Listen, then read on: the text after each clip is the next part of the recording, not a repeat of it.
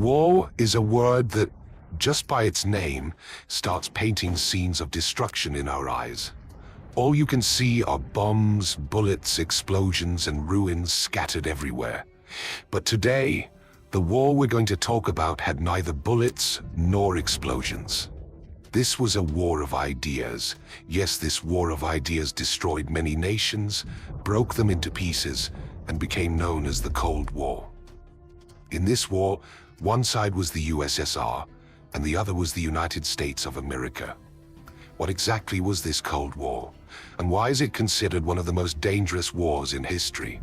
When World War II ended, many big European empires collapsed, and two superpowers emerged, the USSR and the United States of America. Even though these two countries were allies during the war, right after the war ended, a new conflict began between them. This was a war of ideas and economic policies. The USSR wanted to spread communism across the world, while America's goal was to make capitalism dominant in every country. In this rivalry between the two nations, they didn't lose much themselves, but countries across Asia and the world paid the price. In this war, America and the USSR never directly faced each other with weapons, but because of their clash of ideas, it was called the Cold War. How did the tension begin? In 1930, Joseph Stalin took control of the USSR. Later, in November 1933, American President Franklin D. Roosevelt tried to fix relations with the Soviet Union. For this, he sent Ambassador William Bullitt to Moscow, but his experience with Moscow wasn't good. After this, relations between the US and the Soviet Union started breaking down. During this time, the USSR kept invading countries to expand its territory and kept strengthening its military.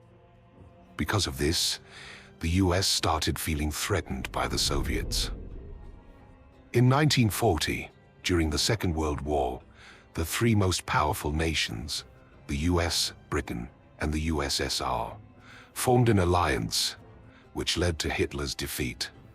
Even after the war ended in 1945, this alliance still existed, but American President Harry Truman shared news among people at a conference without informing Soviet Premier Joseph Stalin, announcing the successful testing of nuclear weapons.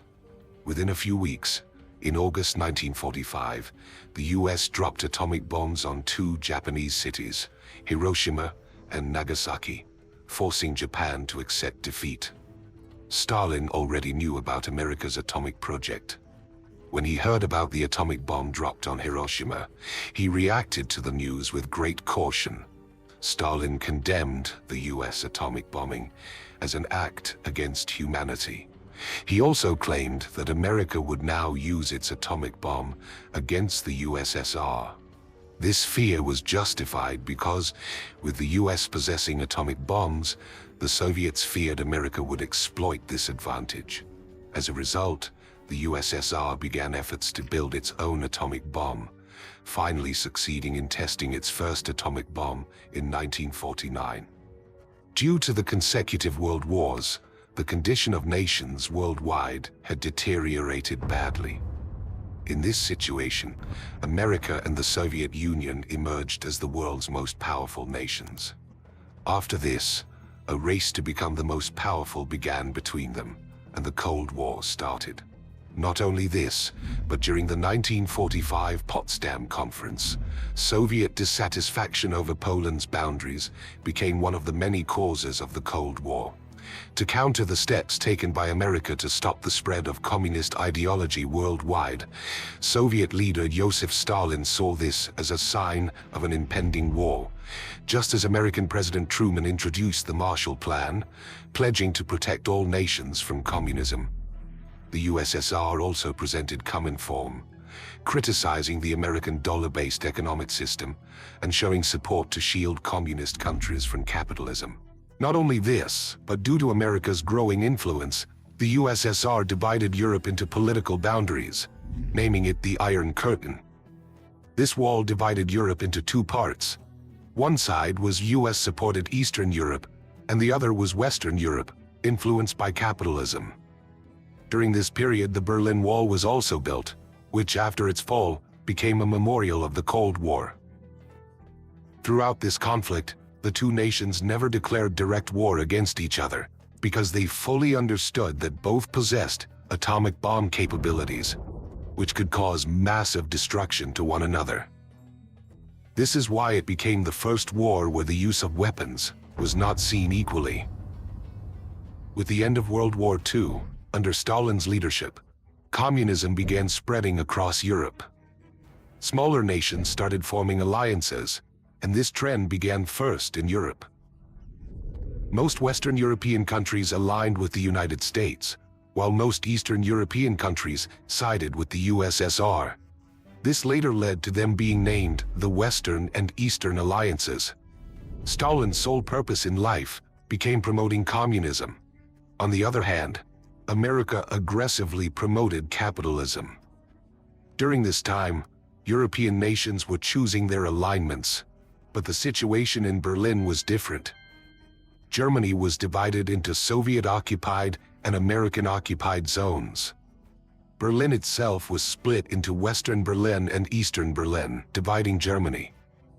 To assert complete influence over Germany, Stalin blocked all airlines, roadways, and canals connecting Western Berlin in 1948, aiming to force its people into submission. To aid Western Berlin, America relied on aircraft and delivered supplies to its allies via cargo planes for nearly a year. This American effort was called the Berlin Airlift. While it saved Berlin from starvation, the entire Europe was pushed to the brink of war afterward. Following this act, the Cold War took a new turn. In April 1949, NATO was formed, with the United States and most Western European nations as members. The organization announced that under NATO's Article 5, if any member nation was attacked, all others would unite to defend it. This decision further escalated the Cold War.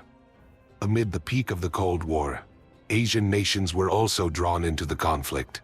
A similar situation arose in Korea, where America and the USSR established their spheres of influence.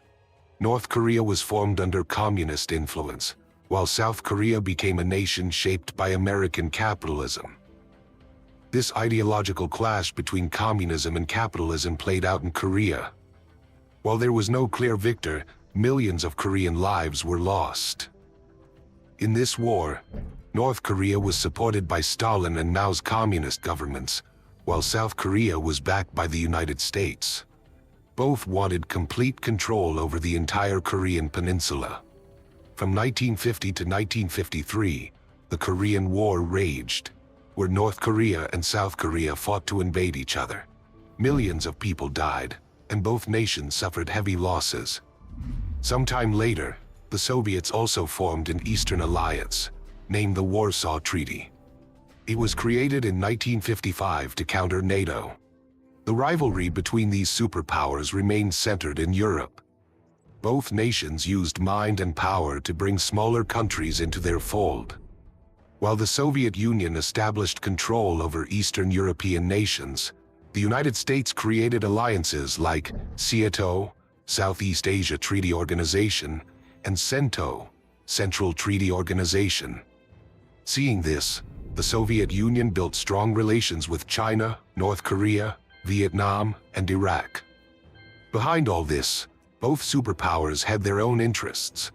For example, Arab nations like Kuwait, Saudi Arabia, and Iraq had abundant oil and natural resources, which could strengthen them economically. At the same time, to station their armies in smaller nations worldwide, these superpowers had to rely on alliances with smaller countries. During the Cold War, many situations arose where the two nations confronted each other directly. Several wars broke out during this period, such as the Korean War, 1950 to 1953, in North and South Korea, the Berlin War, 1958 to 1962, the Congo War in 1960 and the Vietnam War, and many other conflicts where both nations stood against each other. Both countries tried to scare each other with their missile power. During this time, the 1962 Cuban Missile Crisis happened. which created a warlike mood between the two nations. This was because the US found Soviet missile bases in Cuba, just 90 miles away from Florida. US President John F. Kennedy demanded the removal of these missiles and saw the Soviet move as a sign of a nuclear strike. Understanding the seriousness of the situation, the Soviet Union and the US made an agreement. The USSR removed its weapons from Cuba, and in return, the US did not invade Cuba.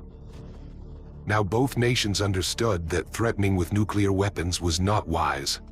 So, in the 1960s, they signed 3 treaties: the Nuclear Test Ban Treaty, the Nuclear Non-Proliferation Treaty, and the Anti-Ballistic Missile Treaty. Over the next few decades, more treaties were signed to stop the use of dangerous weapons like nuclear arms. For example, the first Limited Test Ban Treaty, LTBT, was signed in Moscow on October 10, 1963 by the US, Britain, and the Soviet Union. It banned all bomb tests that affected the environment. Second, the Nuclear Non-Proliferation Treaty, NPT, was signed in London, Washington, and Moscow on the 1st of July 1968, but started in 1970. From 1995, it was made permanent. Under this treaty, countries that had nuclear weapons before January 1, 1967, like the US, Soviet Union, Britain, France, and China, were allowed to keep them, while others were stopped from getting these weapons. Third was the Strategic Arms Limitation Talks, SALT-I, which began in November 1969.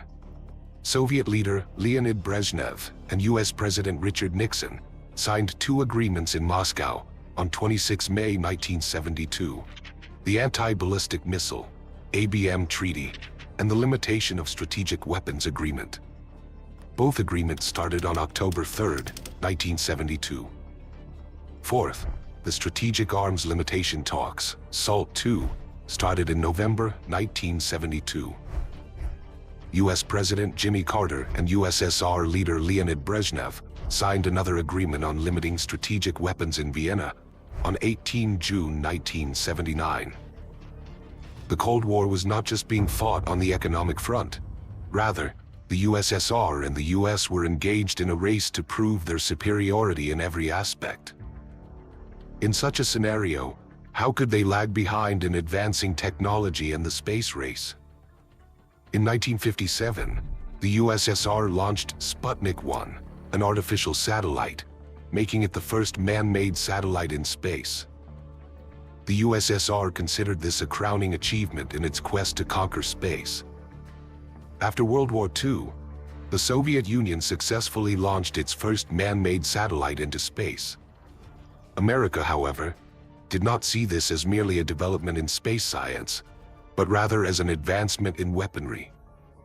Both nations now sought to use technology to develop surveillance devices and powerful weapons, so that, in times of war or crisis, one country would not gain an upper hand using its space satellites. After the USSR's satellite launch, the US began to feel that the USSR had surpassed it in ballistic missile technology. If the USSR were to attack the US, America could be at a severe disadvantage. This gave birth to the missile gap theory in those days. Although the US was actually far ahead of the USSR in missile capabilities at the time, the space and arms race compelled both nations to build more and more weapons. By the 1960s, both countries had already developed thousands of warheads for their defense. Then, in 1962, the USSR placed its warheads in Cuba, which was discovered by American intelligence. This led to heightened tensions between the US and the USSR. However, the situation was resolved peacefully, and this event became known as the Cuban Missile Crisis, a direct consequence of the arms race. Soon after, in 1969, the US made history when American astronaut Neil Armstrong became the first person to step on the moon. With this achievement, America declared victory in the space race and brought it to an end. However, the Cold War was still ongoing. Both nations continued producing weapons in large quantities and secretly supplying them as well. There remained a lingering doubt in the minds of both countries that, in the future, this war might have to be fought with actual weapons. By 1980, both nations had amassed thousands of nuclear weapons, approximately 23,000 for the United States and 39,000 for the USSR. The first major impact of this war was seen in the form of bipolarity, where many countries around the world were divided into two blocks, one aligned with capitalist America and the other with communist USSR. The second impact was the growing distrust among nations, as many countries no longer had confidence in one another. Although the Second World War had ended, global peace was still out of reach. Due to the escalating influence of the Cold War, conflicts continued to arise in different parts of the world, such as the Korean War and the Vietnam War. The third impact was the arms race and militarization.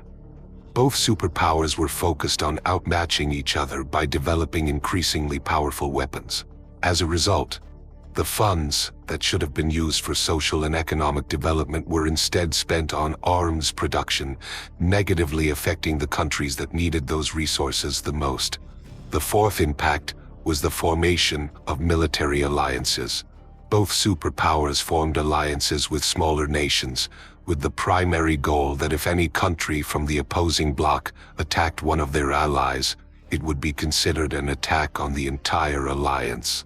The United States established groups like NATO and CEDAW, while the USSR formed the Warsaw Pact, which included Albania, Bulgaria, Hungary, Poland, Czechoslovakia, and several other nations.